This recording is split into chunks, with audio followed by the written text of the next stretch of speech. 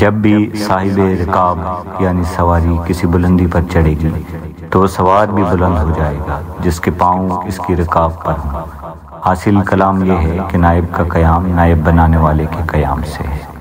جب نائب بنانے والے خاتم النبیین ہیں، اس کے بعد کوئی نبی نہیں، تو اس کے سائے میں نائب بھی ایسے مقام پر پہنچا کہ وہ مقام آپ یعنی سیدنا غوث اعظم رضی اللہ عنہ کے سوا اور کسی کو نہیں دیا جائے گا۔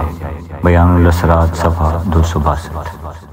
من جانب شعبہ نشر و اشاعت دربار قادریہ فاضلیہ بٹالہ شریف، فاضلیہ کالونی، فیروز پور روڈ، لاہور۔